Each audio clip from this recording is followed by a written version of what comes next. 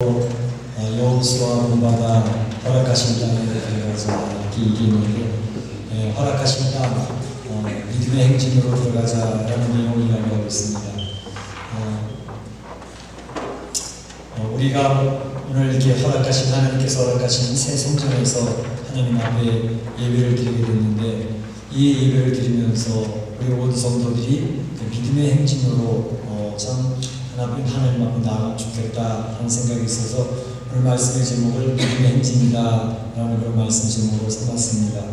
그래서 이 믿음의 행진을 이야기할 때 세 가지 생각해 보려고 하는데, 첫째로는 왜 이 하나님의 백성들이 믿음의 행진이 필요했나 하는 것을 살펴보고, 두 번째로는 그 믿음의 행진의 내용은 무엇이었는가 하는 것을 살펴보고, 세 번째로는 믿음의 행진의 결과가 어땠나 하는 것을 살펴보면서 오늘 이 아침 하나님이 우리에게 주시는 메시지를 들어보고자 합니다. 먼저 그 하나님의 백성들이 믿음의 행진이 필요했던 이유가 있습니다.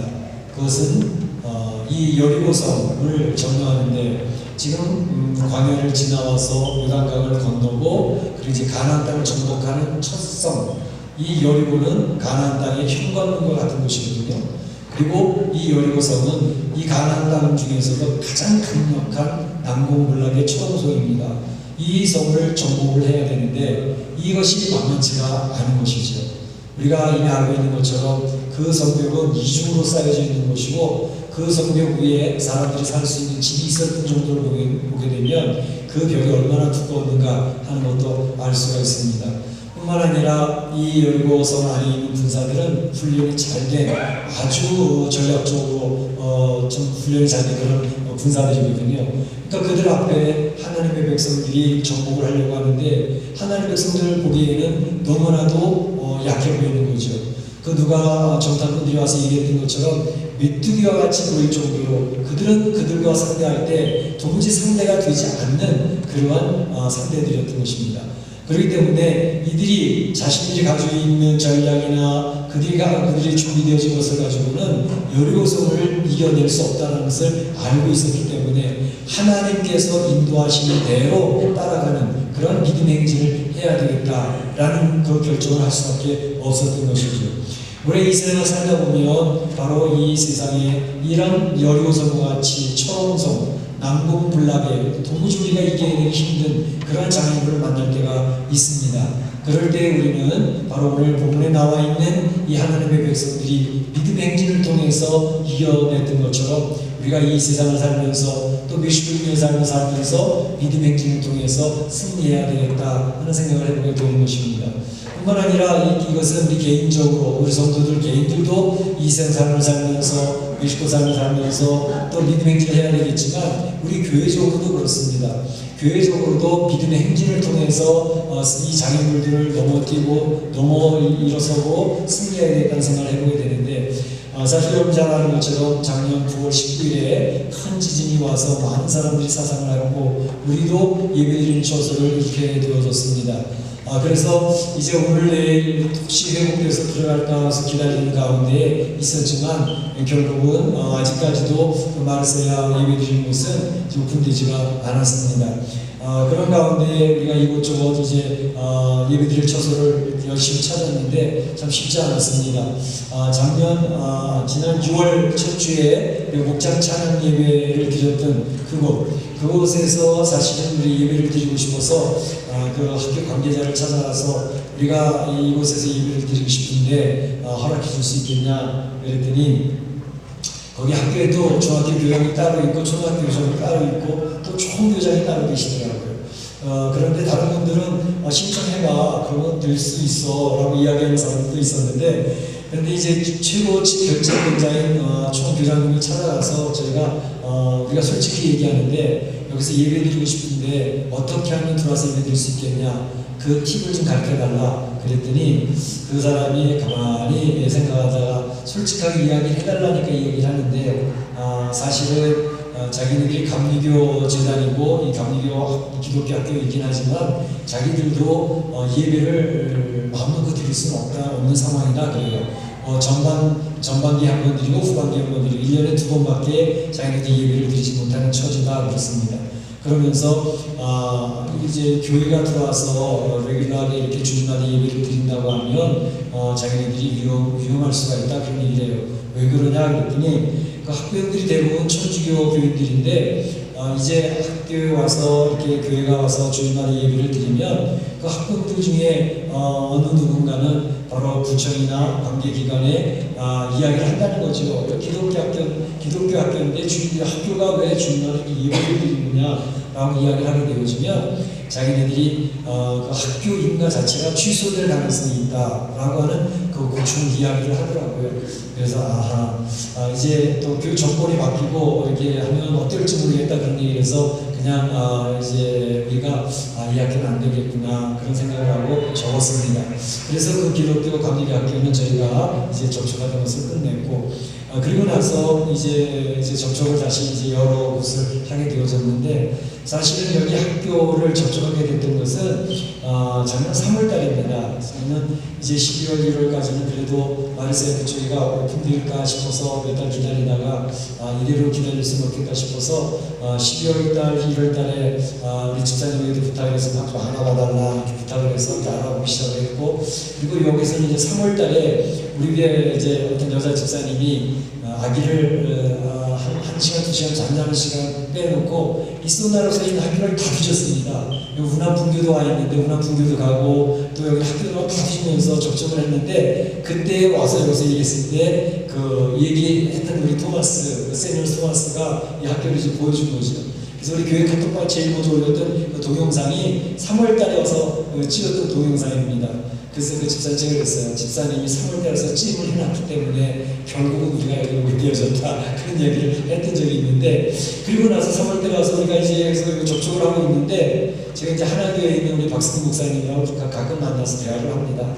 그래서 그 친구한테 얘기하면서 우리가 이 학교를 지금 알아보고 있는 중인데 참 괜찮은 것 같다 얘기를 했더니 박승기 하나교회 하는 박승기 목사님이 목사님 거기 저희가 지금 접촉하고 있어요. 저희가 접촉하고 있으면서 좀 진행이 많이 되어진 상태예요. 그런 얘기를 하더라고요. 그러냐고. 그러면 우리가 포기하겠다.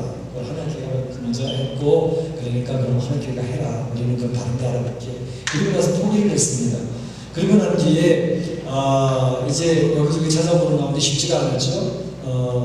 그런데 어느 순간에 이 박승수도 만나 얘기하는데 이 학교를 자기네가 렌트하고자 했던 것을 포기하기로 했다 그래요. 정말이냐고 그랬더니 그렇대. 그래 그러면 너희가 접촉하는 모든 것을 우리한테 투세해라. 우리가 그 접촉할게. 그래서 접촉을 했는데 사실 굉장히 하나님의 기적적인 도우심의 역사가 있었습니다. 하나님의 접촉을 해가지고 여기를 이제 이야기할 때는 몇 달을 걸리면서도 이제 허락이 자꾸 이렇게 지연되는 그런 가운데 있었어요. 그런데 저희가 이제 접촉하기 시작한 것은 2, 3주밖에 안 됩니다. 2, 3주 전에 만나서 이야기를 하면서 우리가 했으면 썼으면 좋겠다 그런 얘기를 했는데 그러면서 한 번 더 한 거는 우리 9월 둘째 주 9월 9일에 우리 임직 예배가 있어서 우리 강당이 굉장히 필요한데 될 수 있으면 그때는 쓸 수 있도록 좀 했으면 좋겠다. 그랬더니 이제 두 번째 만나는 터에서 여기 이제 행정 총책인가 루이스라고 하는 분이고 시설 총책인가 토마스라는 분인데 그 루이스라는 분하고 이 디렉터하고 세 분을 같이 만나서 얘기를 하는데 우리가 언제부터 쓸 수 있겠냐 물어봤더니 너희가 그렇게 한다면 내가 8월 20일 날 계약을 하는데 8월 19일부터 너희가 예배드려도 좋다. 그럼 허락을 딱 해주는 거예요. 기적적인 역사죠.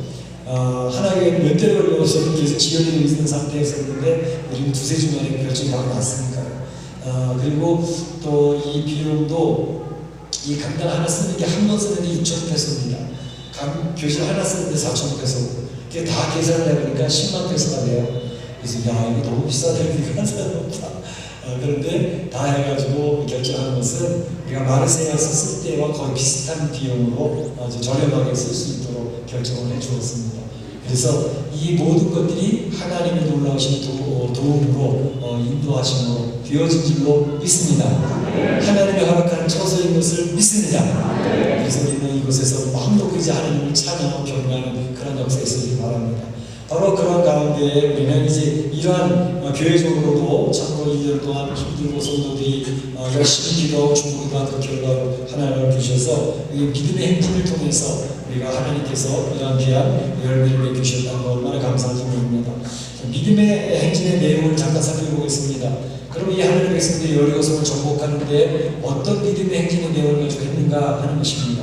그것은 바로 세 가지를 얘기할 수 있는데, 첫째로는 언약궤를 중심으로 한 믿음의 행진을 그들은 했었다는 것이고, 두 번째로는 그들은 믿음의 행진인데 침묵의 믿음의 행진을 했었다는 것이고, 세 번째로는 믿음의 행진인데 순종의 믿음의 행진을 했었다는 것 세 가지입니다. 이 내용을 한번 살펴보면, 먼저 언약궤를 중심으로 한, 법궤를 중심으로 한 믿음의 행진이었다. 이제 앞부분에 다 읽지는 않았지만 그 내용을 읽어보면 이제 가장 가운데에 하나님 언약궤 법궤가 딱 자리를 잡습니다. 그리고 그 바로 앞에는 제사장 7명이 7나팔, 양각나팔을 불면서 이제 전진하게 되어져 있습니다. 그리고 그 맨 앞에는 무장하는 하나님의 백성들이 서게 되어져 있고, 그 언약궤를 중심으로 해서 그 뒤로는 바로 이제 후군들이 자리 잡아서 가기 때문에 그 믿음의 행진 대열에 바로 가장 중심부에는 언약궤, 법궤가 자리를 잡고 있었다 하는 것을 볼 수가 있습니다.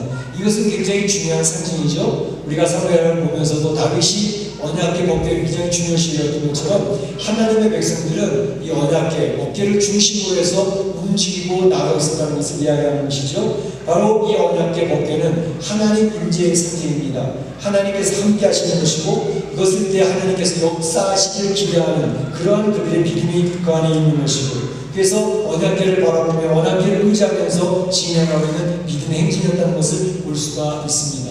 바로 여기서 우리에게 주시는 교훈은, 하나님의 백성은 신앙인은 하나님의 말씀, 언약궤를 중심으로 한 그런 신앙생활을 해야 된다 하는 것을 이야기하고 있습니다. 히브리서 12장 2절을 보게 되면 하나님께서 우리에게 이야기하시는 것이, 믿음의 주요 온전케 하신 이인 예수를 바라보자. 믿는 성도들은 예수님을 바라보면서 신앙생활을 해야 된다라는 것을 이야기하고 있지 않습니까? 그래서 우리 성도들은 믿음 생활을 할 때 항상 우리의 시선을 예수님께 초점을 맞추고 신앙생활을 하게 되어지면 하나님께서 기뻐하시는 믿음의 행진이 되겠다는 것입니다. 근데 종종은 우리는 예수님을 향하는 시선을 놓쳐버리고 자기를 바라보면서 일을 하게 될 때가 가끔 있습니다. 그런데 자기 자신을 바라보게 되면 나타나는 현상이, 어떤 사람은 자기 자신의 연약함을 느끼게 되거든요. 자기의 부족함을 느끼게 됩니다. 그러면서 나를 바라볼 때, 연약한 나를 바라볼 때 그 모든 일에 있어서 포기하게 되어지고 좌절하게 되어지는 그런 일이 생길 수 있다는 것이죠. 많은 사람들 살아가면서 굉장히 자신이 부족함을 느끼고 연약함을 느끼기 때문에 이제 자기를 바라보다가는 세상 삶에서 실족하고 낙심하고 좌절하는 일이 많이 있습니다. 그 반대의 경우도 있습니다. 어떤 사람들은 이 자기 자신에 대한 자신만만한 그런 성도들이 있죠. 세상을 살아가는데 이거 세상 별거 아니네, 뭐 다 이겨낼 수 있네, 그러고 살아가는 사람들이 있다는 것이죠. 그런데 자기 자신을 자신만만하게 살아가다 보면 이제 문제가 생기는 것은 자신이 교만하기 때문에 실수를 범하게 되는 일이 많이 생긴다는 것입니다. 그래서 우리는 연약한 나를 바라보지도 말고, 자신만만하게 생각하고 자기를 바라보지도 말고, 오직 예수님만을 바라보면서 살아가면 그것은 하나님 기뻐하시는 믿음의 행진이 될 수 있다라고 하는 것입니다. 우리 사랑하는 성도들은 예수님을 바라보면서 믿음의 행진으로 승리하시기를 축복합니다. 그 다음에 이 믿음의 행진은 침묵의 행진이라고 했죠. 침묵의 행진은 10절에 보게 되면, 너희는 음성을 들리게 하지 말고 너희 입에서 아무 말도 내지 말라, 이렇게 이야기를 하고 있습니다. 지금 그 대열, 얼마나 많은 사람이 행진을 하고 있습니까? 여리고성을 돌고 있는데 그 돌고 있는 행진의 가운데에서 자 가족도 있을 것이고 자기 친구도 있을 것이고 주변에 잘 아는 사람들 있지 않습니까? 그런데 아무 이야기를 하지 말래요. 그냥 묵묵히 침묵하면서 그 행진의 대열을 갖춰라, 이렇게 이야기를 하고 있는 거거든요. 그러니까 그 모든 행진하는 사람들은 시선을 언약궤를 향하고 있습니다. 귀는 바로 나팔 소리 귀를 기울이고 있습니다. 그리고 하나님을 의지하면서 침묵하는 가운데 여리고성을 돌고 있는 것이죠. 바로 이것이 의미하는 바는 무엇일까? 만약에 너희들은 같이 이야기하면서 가도 좋아, 이렇게 했더라면 어떤 일이 벌어졌을까요? 그 이스라엘 백성들의 과거의 모습을 보게 되면 그 결과는 너무너무 뻔하지요. 그들이 광야에 생활할 때에 그들이 이야기했던 건 뭐죠? 틈만 나면은 그들은 불평했던 거거든요. 야, 이 만나를 이거 진리대로 먹는데 이제 고기 좀 안 주나? 그런 이야기를 했고, 야, 지금 너무 오기 말로 물이 없어서 우리가 이제 죽게 생겼어. 우리 옛날에 마음대로 먹을 수 있을 때 애굽으로 다시 돌아가자. 그렇게 불평하던 사람들이 이스라엘 공동체 아니었습니까? 그러니까 그들이 바로 이 여리고성을 돌 때에 말을 하지 말라고 했는 이유는 그들이 말을 자유롭게 할 수 있도록 내버려 두었다면 그들은 입에서 나오는 말이 대개는 불평하는 말들이 나오기 쉬웠을 것입니다. 아이고 모토로 이렇게 돌라고 그래. 도대체 이해가 안 되어졌는데 그런 얘기를 하면서 그들이 불평을 했을 것이에요. 그런데 그들은 하나님의 말씀을 따라 침묵하며 돌아라, 이야기하지 말면서 돌아라 하는 그 말씀대로 그들이 침묵을 했다는 것입니다. 사실은 제가 참 감사가 되어 있습니다. 우리 성도들을 바라보면서 감사한 게 뭐냐면 이제 9월 19일 날 지진이 나가지고 지금 이제 거의 1년이 다 되지 않았습니까? 그러면서 교회 그 비좁은 공간에서 예배를 드리면서 너무 덥고 불편하고 시끄럽고 한 곳에 예배를 드리는데 성도들이 1년을 오면서 불평하는 성도들의 소리를 저는 듣지 못했어요. 모두가 침묵을 하면서 하나님께서 예배당 주시기를 중보기도 하면서 기도하면서 묵묵히 인내하고 계신 성도들을 바라볼 때 얼마나 감사했는지 몰라요. 만약에 그 성도들 중에서 우리 목사님 도대체 뭐 하는 거야? 교회는 빨리 안 왔고 우리 언제까지 여기 있으라 그래? 그런 이야기가 퍼지기 시작을 하면 성도들 공동체들이 굉장히 가라앉게 되거든요. 분위기 자체가 가라앉으면서 교회 분위기가 안 좋더라고요. 그런데 그런 성도들이 거의 없는 거예요.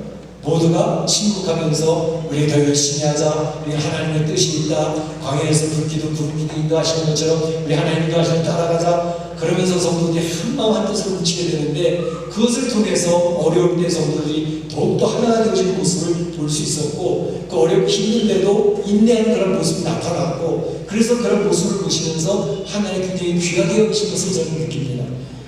우리 미시간 장로교회가 그 어려운 가운데 있는데도 불평하는 사람이 없구나, 투덜거리는 사람이 없구나, 이렇게 아름답게 하나가 되어지는 교회 빨리 교회당을 허락해줘야지. 그래서 하나님께서 아주 빠른 시일 내에 허락해 주신 줄로 믿습니다. 믿습니다. 우리 성도 얼마나 고맙고 얼마나 잘하셨는지 몰라요. 침묵하는 공동체, 그 믿음의 행진의 공동체였습니다. 우리 성도들 바라보면서 이와 같이 믿음의 행진을 하니 우리 하나님 기뻐하셨구나, 그런 생각을 해보게 되는 것이죠. 성도가 신앙생활하는 이 침묵이라는 것은 굉장히 중요합니다. A.W. 토조라고 하는 그런 미국의 목사님이셨는데 그분이 성도들의 경건훈련 가운데 강조하는 것 한 가지가 침묵이었습니다. 그분이 이런 얘기를 했습니다. 그리스도인이 경건훈련에서 가장 중요한 것은 침묵의 훈련입니다. 왜냐하면 침묵을 배우지 않으면 하나님의 음성을 들을 수 없기 때문입니다. 그런 얘기를 했어요. 우리가 막 떠들고 나의 감정을 막 드러내고 그렇게 얘기하면 하나님의 음성을 들을 수가 없다는 거예요. 하나님 말씀하시는데 안 들려진다는 거예요. 그렇기 때문에 하나님의 음성을 듣기를 원하는 성도라면 그 성도는 내 마음에 이러저런 감정이 막 일어나지만 그걸 잘 다스리면서 침묵하고 따라가고 있으면 하나님이 나를 위로하시는 음성이 들려집니다. 나의 눈을 닦아주시는 게 느껴집니다. 나를 붙들고 허가하시는 주님의 따뜻한 그런 품이 느껴지게 되는 것이죠. 그렇기 때문에 성도들이 이 세상을 살아가면서도 앞에 답답한 일도 많고 참 억울해지는 일도 많고 풀려지지도 않는 일이 많이 있을 때 그때는 내 속상함을 그대로 털어놓는 것보다는 하나님 앞에 침묵하면서 기다리면서 인내할 때 주님이 그 모습을 보고 계시다는 것입니다. 그래서 성도의 경건훈련 가운데 굉장히 중요한 것은 침묵훈련이다 라고 이야기를 하고 계시는 것이죠. 사실 홍해바다 건너기 전에도 하나님께서 두려워 떨고 있는 그 백성들이 요구하시는 것은 뭘까요? 침묵이었습니다. 그래서 출애굽기 14장 13절에 이야기하는 것이 뭐죠? 너희는 두려워하지 말고 가만히 서서 여호와께서 오늘 너희를 위해서 행하신 구원을 보라. 가만히 서서 오늘 여호와께서 너희를 행하시는 구원을 보라, 이렇게 얘기하는 것입니다. 또 14절에도 하나님께서 말씀하신 것이 하나님께서 하실 것이니 너희는 가만히 있을지어다 라고 얘기했어요. 너희는 가만히 있을지어다. 우리 사랑하는 성도들이 오늘 이 교회당에 와서 예배드리기 전까지 성도들은 가만히 있으면서 하나님이 어떻게 인도하시는지 그 길을 따라오신 성도들, 저는 너무너무 귀하게 여겨지고 너무너무 감사한 것이죠. 저도 늘 그래요. 하나님, 교회 안에 문제가 생겼습니다. 하나님, 이런 어려운 상황이 생겼습니다. 하나님, 제가 어떻게 할 줄을 모르는데 하나님 어떻게 풀어주실 것인지 그 풀어주신 것을 따라가기를 원합니다. 그리고 지금까지 따라왔어요. 저희 교회 공동체에 오기 전까지 여러 어려운 문제들이 있었지만 그때마다 저는 이 출애굽기 14장 13절 말씀 저에게 응답으로 들어왔던 말씀입니다. 조목사 가만히 있어. 두려워할 필요도 없어. 내가 너희 공동체를 위해서 일할 겁니다. 근데 하나님이 말씀하신 대로 우리 교회를 이끌어 주시는데 저는 그 과정 속에서 하나님이 세미하게 움직이시고 정말 자상하게 움직이시는 그런 성도들을 너무너무 많이 체험했습니다. 그래서 저는 자신있게 우리 성도들과 함께 그걸 나누고 싶은 것입니다. 우리 하나님은 우리 성도를 이끌어가시는 하나님이시다. 그것을 우리 성도들이 가정에도 적용하실 수 있기를 바랍니다. 사업에도 적용하실 수 있기를 바랍니다. 너무 불안해하실 필요가 없습니다. 하나님은 우리의 삶을 인도하시는 분이시다 라는 확신 속에서 하나님을 신뢰하는 가운데 하나님 인도하시는 대로 한 발자국 내디디라고 한 발자국 내디디면 됩니다. 세 발자국 내디디도 그럼 세 발자국 가면 됩니다. 오늘 우리 교회당 저희지기까지 참으로 저도 얼마나 답답했는지 몰라요. 지난번 설교에서 얘기했죠. 하나님 어떻게 할지 모르겠다 얘기했다 그랬잖아요. 근데 가만히 따라가는 거예요. 하나님께서 이 귀한 일을 주셔서 주시면 너무너무 감사합니다. 우리 성도들에게 너무너무 감사합니다. 마지막 한 가지는 순종의 행진이었습니다. 오늘 하나님께서 여리고성을 할 때에 방법을 가르치셨죠. 7일 동안 돌 건데 6일까지는 한 바퀴씩만 돌아. 그리고 7일째 되면 바로 7바퀴를 돌고 그 7바퀴 돌고 끝날 때에 외치면 돼. 그러면 하나님 역사하실 거야 라고 얘기했습니다. 자, 이 6바퀴를 도는데 한번 생각을 해보세요. 그거 여러분들이 상식적으로 생각할 때 그 사람들이 돈다고 여기서이 무너질까? 이해가 되어집니까? 이해할 수 없는 일이 아니지 않습니까? 참으로 어떻게 보면 굉장히 어리석어 보이는 모습이기까지도 되지 않습니까? 그런데 그 성도들이 그 하나님 말씀을 따라갑니다. 그러면 한 첫째 날은 몰라도 한 셋째, 넷째 날 정도 되면 여리고성이 지금 금이 너무 좋잖아요. 이렇게? 그러면 드디어 나타나기 시작했어 하나님 역사가. 그러면서 견뎌내지 않겠습니까? 그런데 그렇지 않았어요. 6바퀴 다 돌았는데도 여리고성은 멀쩡합니다. 아니 지금 7일째 6바퀴 돌 때까지도 여리고성은 멀쩡했습니다. 그만 금이 한 군데도 간 적이 한 곳이 없어요. 그런데 그들은 포기하지 아니하고 하나님의 말씀하신 대로 7바퀴를 돌면서 외칩니다. 여리고성 무너져. 그때 하나님의 역사가 나타나지 않습니까? 중요한 것은 하나님의 말씀하시는 그 말씀을 신뢰하고 중간에 포기하지 아니하고 아직 아무런 현상이 나타나지 않았는데도 끝까지 도는 그 모습에서 그 순종하는 모습에서 하나님이 역사를 하신다고 하는 내용입니다. 어떤 성경학자는 얘기했습니다. 한 번의 순종이 상황을 바꾸지 않을 수도 있습니다. 그러나 온전한 순종은 반드시 그 상황을 바꿔줍니다. 이렇게 얘기하는 거죠. 우리 성도들이 이제 어려운 문제가 생기면 새벽기도 나옵니다. 금요기도 합니다. 그리고 여러 번 기도하는 가운데에서 막 기도하다가 중간에 성도들이 낙심하고 좌절하는 경우가 많아요. 아무리 기도해도 내 몸이 안 고쳐져. 아무리 기도해도 상황이 안 바뀌어요. 문제 해결이 안 됐어. 우리 하나님은 나한테는 사랑을 안 베푸시나. 그리고 포기하는 성도들이 종종 있어요. 절대 그러시지 마세요. 하나님은 반드시 이루어지는데 하나님의 때에 이루어지는 줄로 믿으시고 하나님 이루실 때까지 순종하며 하나님 앞에 나아가는 신앙이 되시기를 주님으로 축복합니다. 끝까지 순종하는 것이 필요합니다.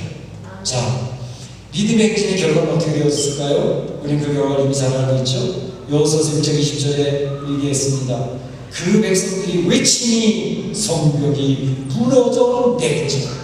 와르르 무너지는 소리가 들리지 않습니까? 하나님 말씀대로 순종하며 끝까지 견디어 하나님 말씀대로 하니 그 성벽이 무너지는데 놀라운 하나님의 역사가 나타나는 것을 그들이 경험할 수가 있었습니다. 우리가 이 세상을 살아가면서도 비슷합니다. 이 세상이 여리고성처럼 초롱성입니다. 난공불락의 성입니다.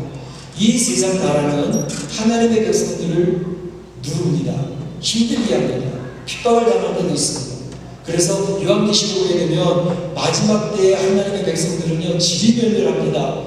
교회가 다 파괴가 됩니다. 성도들이 믿음을 포기하고 떠나버립니다. 그런 상태가 되어질 때 세상 나라가 얼마나 강력한지, 세상의 법이 얼마나 센지 성도들이 길을 들 수가 없는 그런 상태가 되어진다는 것이죠. 그런데 그런 상태에 하나님께서 마지막 역전을 하시는 거 아닙니까? 하나님께서 이 세상 나라로 상징되는 바벨론을 무너뜨리는 것이죠. 요한계시록 18장 2절에 보게 되면 세상 나라를 상징하는 바벨론이 무너지는 것을 선포하고 있습니다. 무너졌도다 무너졌도다 큰 성 바벨론이요. 이 바벨론이 인간이 중심되고 인간을 높이는 세상 나라를 상징하는 것입니다. 이 세상 나라가 하나님 나라에 의해서 무너지게 된다는 사실을 선포하고 있는 것입니다. 이 세상은 하나님의 사람들에 의해서 무너지게 되어져 있습니다. 여러분들이 이 멕시코인의 삶을 살면서도 초롱성 같은 게 있잖아요. 여리고성 같은 게 있잖아요. 내가 넘어설 수 없는 너무나도 강력한 장애물들이 있잖아요. 걱정하지 마세요. 하나님께서 무너뜨리실 줄로 믿습니다. 여러분의 문제를 해결해 주실 줄로 믿습니다. 그것을 믿고 믿음의 행진을 해 나가는 것입니다. 그러면 하나님께서 책임을 진다고 이야기하고 계시는 것이죠. 우리는 지금까지도 오늘 이 이스라엘 백성들이 믿음의 행진을 했던 것처럼 믿음의 행진을 해왔습니다.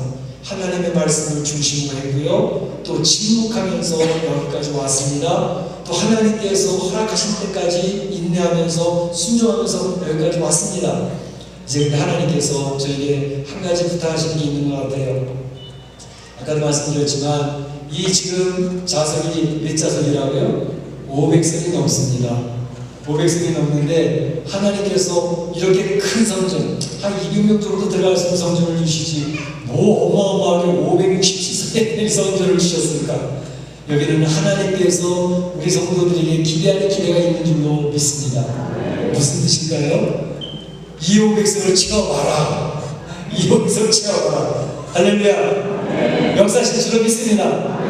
이 목사님 어떻게 500석을 채워요? 그런데 하나님께서는 여기 또 자리 채울 수 있는 준비까지 해놓으시는 것 같아요. 여기 토요일하고 주일날 한국 교민들이 여기서 축구 연습을 합니다. 한국 교민들 가까이 붙여놨으니까 그 사람 다 전도 대상이야. 500명 다 채울 수 있는 그런 거지 다 만들어놨으니까 한번 해봐. 그러실 것 같아요. 그래서 우리 성도들이 이곳에서 하나님 말씀 순종해서 이루어온 찾는 일을 열심히 해서 이곳에 꽉꽉 채울 수 있기를 축복합니다. 사실 LA 있을 때에도 이민교회들은 이렇게 큰 강당에서 예배드리는 교회들이 많이 있습니다. 제가 그 전에 우리 교회에서 단기 선교 왔던 팀이 있죠. GMC 교회라고 글로벌 선교교회. 그 교회도 제가 살고 있던 그 고등학교 강당에 들려서 예배를 드렸습니다. 몇 년 예배를 드리면서 성도들이 많이 늘어나고 교회에 힘을 얻어가서 그 다이아몬드 바에 땅을 사고 교회당을 멋있게 짓고 그곳 학교에서 예배드리다가 바로 그 교회당을 짓고 이사 나갔습니다. 우리 교회도 그렇게 되어지기를 소원합니다. 소원합니다. 여기 가득 채우고 500명 채우고 이제 땅도 사고 교회당을 짓고 나가서 예배를 드리는 그러한 일이 있으시기 바랍니다. 그에 위해서는 믿음의 행진이 필요합니다. 하나님께 주신 이스라엘 백성들의 믿음의 행진을 통해서 하나님의 역사를 체험하는 게 필요합니다. 우리 사랑 성도들이 개인의 삶 속에서 또 사업자에서 우리 교회 공동체적으로도 믿음의 행진을 통해서 하나님 놀라운 역사를 체험하는 그런 하나님의 축복이 있어지기를 주의 이름으로 축원합니다. 축원합니다. 네, 다시 한번 기도하겠습니다. 오늘 이 시간에 내 마음의 사랑을 말씀 기억하고 하나님께 감사를 드리며 또 다짐하며 기도하기를 원합니다. 사랑하는 하나님 아버지 감사합니다. 주님께서 우리 사랑하는 성도들 오늘 새로운 성도에서 청년을 우리 위해서 하나님 앞에 믿음의 행진하기를 다짐합니다. 하나님 내 개인의 삶에서 그 우리 가정의 삶에서 청소 같은 여리고성을 만날 때가 있습니다. 이 멕시코에서도 아무리 해도 발걸음을 잡아도 풀려지지 않는 문제들이 있습니다. 그 여리고성을 정복하기를 원합니다. 믿음의 행진이 필요합니다. 하나님 말씀을 중심으로 해서